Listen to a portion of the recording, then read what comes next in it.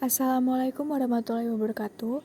Di sini kami dari kelompok 1 yang beranggotakan Resti Meldatia NPM 1913023005, VV Arianti 1913023011, Veronica Luciana 1913023027, serta Salsabila 1913023035.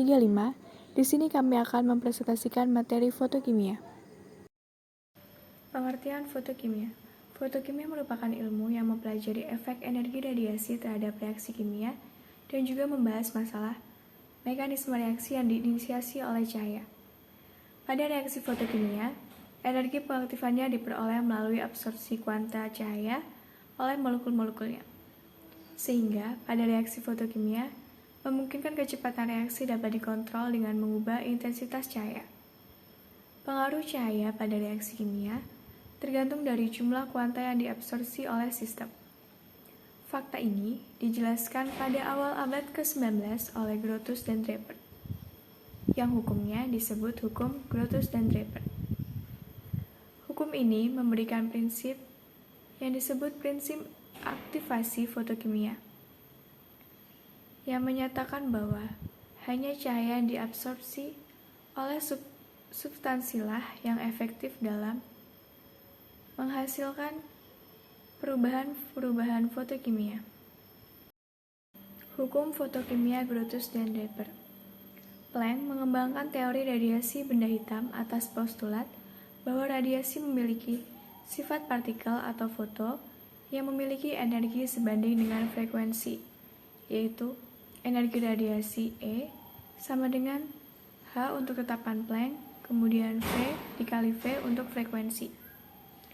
Pada abad ke-19, Grotius dan Draper merumuskan hukum fotokimia yang menyatakan bahwa perubahan fotokimia hanya dapat ditimbulkan oleh cahaya yang diserap. Radiasi yang tidak diserap tetapi dapat mendorong molekul tereksitasi untuk memancarkan sinar. Berarti, hanya cahaya yang benar-benar terabsorpsi atau diserap oleh sistem yang dapat menghasilkan perubahan fotokimia.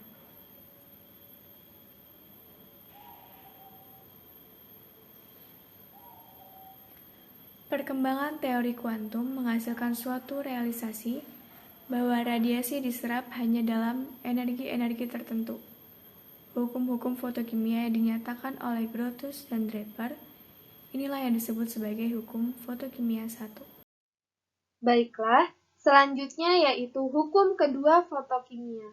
Hukum kedua fotokimia ini dikemukakan oleh Steng dan Einstein. Hukum ini diperkenalkan pada sekitar tahun 1908. Hukum fotokimia yang dikemukakan oleh Steng dan Einstein ini didasarkan pada prinsip mekanika kuantum yang dikemukakan oleh Grotius dan Draper. Steng dan Einstein ini memperkenalkan prinsip yang disebut dengan prinsip aktivasi kuantum, yang menyatakan bahwa bila satu kuantum radiasi yang diserap dalam langkah awal proses fotokimia, maka suatu molekul akan teraktifkan. Terlebih dahulu, energi yang ekuivalen dalam penyerapan satu kuantum cahaya telah dinyatakan oleh Planck, yang dirumuskan dengan delta E sama dengan H dikali dengan V. Delta E merupakan perubahan energi sama dengan H yang merupakan tetapan Planck sebesar 6,626 dikali 10 pangkat min 34. Dan V merupakan frekuensi. Sehingga untuk energi yang diserap oleh satu mol foton dinyatakan dengan delta E sama dengan Na dikali dengan H dikali dengan V. Na ini merupakan bilangan Avogadro yang nilainya yaitu sekitar 6,02 dikali 10 pangkat 28. Oleh karena V itu merupakan C per lambda atau frekuensi sama dengan kecepatan cahaya dibagi dengan panjang gelombang, maka rumusnya menjadi perubahan energi sama dengan Na dikali dengan H dikali dengan C dan dibagi dengan lambda. Selanjutnya, dalam fisika, energi foton ini dapat dinyatakan dalam elektron volt, di mana persamaannya menjadi delta E atau perubahan energi sama dengan Na atau bilangan Avogadro dikalikan dengan H atau tetapan Planck dikalikan dengan C atau kecepatan cahaya dibagi dengan lambda atau panjang gelombang dan dikali dengan F atau konstanta Faraday. Lalu bagaimana penurunan rumusnya? Nah, yang pertama yaitu dari persamaan ini, maka F itu memiliki hubungan yang setara dengan dua konstanta fisika yang lain, yaitu E dan Na. Hubungan ini benar oleh karena jumlah muatan 1 mol elektron sama dengan jumlah muatan 1 elektron dikalikan dengan jumlah elektron dalam 1 mol.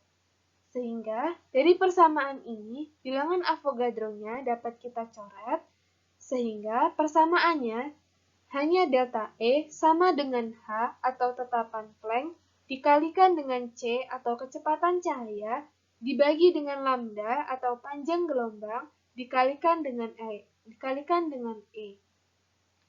Diketahui bahwa 1 elektron volt itu sama dengan 1,602 dikali 10 pangkat min 19 Joule.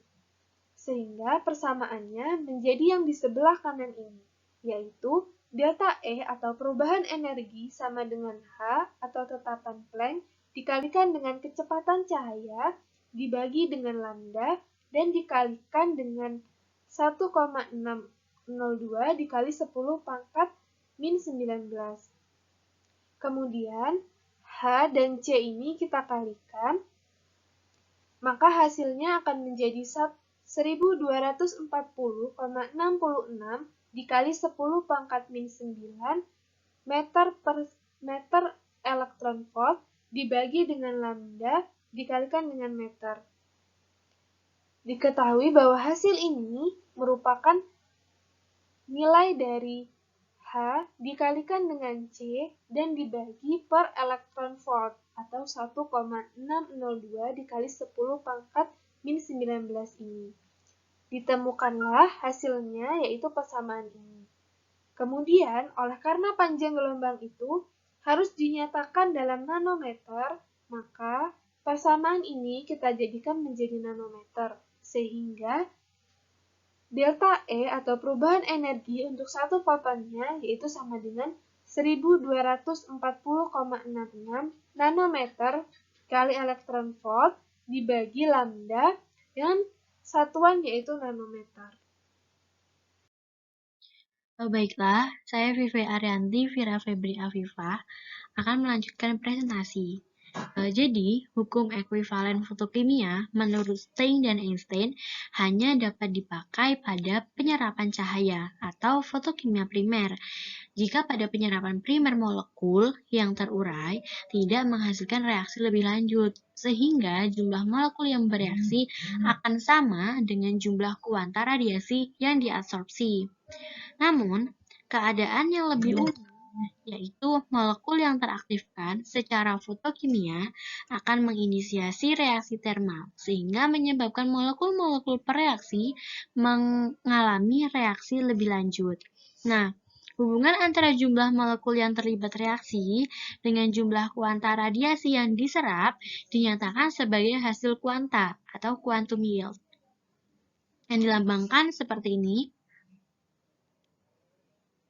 Nah, kemudian hasil kuantum yaitu jumlah molekul reaktan yang bereaksi atau jumlah molekul produk yang terbentuk per foton cahaya yang diserap, atau dapat dituliskan dalam persamaan kuantum sama dengan jumlah molekul X yang terbentuk atau terurai per jumlah kuanta yang diserap. Namun, jumlah molekul X yang terbentuk atau terurai ini dapat juga dinyatakan dengan kecepatan pembentukan X dalam molekul per detik atau yang disebut dengan dnx per dt. Nah, sehingga kuantum ini dapat juga dituliskan dengan dnx per dt per jumlah kuanta yang diserap per detik. Nah, jumlah kuanta yang diserap per detik ini dapat disebut dengan IA. IA sendiri diperoleh dari I0 dibagi E. Sehingga persamaan kuantum sama dengan dnx per dt per IA. Baiklah, selanjutnya yaitu penerapan hukum fotokimia. Untuk contoh soal yang pertama yaitu dalam eksperimen iradiasi dari gas biasetil dengan radiasi UV 253,7 nm atau 253,7 nanometer selama 1,8 kali 10 pangkat 4 detik menghasilkan 6,33 kali 10 pangkat min 8 mol cm pangkat min 3 CO atau karbon monoksida. Intensitas atau IA dari radiasi absorban untuk gas biasetil adalah 1,71 kali 10 pangkat min 6 Joule kali cm pangkat min 3 kali skon pangkat min 1. Nah, hitung quantum yield dari CO atau hitung quantum yield dari karbon monoksida. Untuk penyelesaian contoh soal yang pertama, yaitu delta E sama dengan NA dikali HC per lambda EV. Nah, sehingga diperoleh nilai itu, NA-nya itu 6,02 kali 10 pangkat 23, hanya itu 6,626 kali 10 pangkat 34, dan C-nya 3 kali 10 pangkat 8. Lambdanya 253,7 kali 10 pangkat min 9. Sehingga diperoleh nilai delta E sama dengan 471.681,36 Joule per mol. Kemudian intensitas yang diserap atau IA. IA ini diperoleh dari I0 per E. Nah, nilai I0 itu 1,71 kali 10 pangkat min 6 Joule cm pangkat min 3 skon pangkat min 1. Kemudian nilai E-nya itu yang kita sudah peroleh di atas, yaitu 471.681,36 Joule per mol atau Joule dikali mol pangkat min 1. Sehingga diperoleh hasil nilai IA atau intensitas yang diserap yaitu 3,62 kali 10 pangkat min 12 mol cm pangkat min 3 skon pangkat min 1. Kemudian kecepatan terbentuknya CO. Nah, kecepatan terbentuknya CO itu dirumuskan dengan C sama dengan dnCO per dt. Kenapa di sini dnCO? Karena kan di rumus sebelumnya itu dnx. Nah, x-nya itu diganti dengan unsur ataupun molekul yang ditanyakan. Jadi karena di sini CO, jadinya dnCO per dt. Nah, nilai dnCO itu 6,33 kali 10 pangkat min 8 mol kali cm pangkat min 3. Kemudian dt-nya atau waktunya itu selama 1,8 kali 10 pangkat 4 skon. Nah, diperoleh nilainya itu 3,517 kali 10 pangkat min 12 mol cm pangkat min 3 skon pangkat min 1. Sehingga diperoleh nilai kuantumnya yaitu dnx per dt per IA atau dnCO per dt per IA sama dengan 3517 dikali 10 pangkat min 12 per 3,625 kali 10 pangkat min 12 yang diperoleh hasil sebesar 0,97 sehingga nilai kuantanya yaitu 0,97.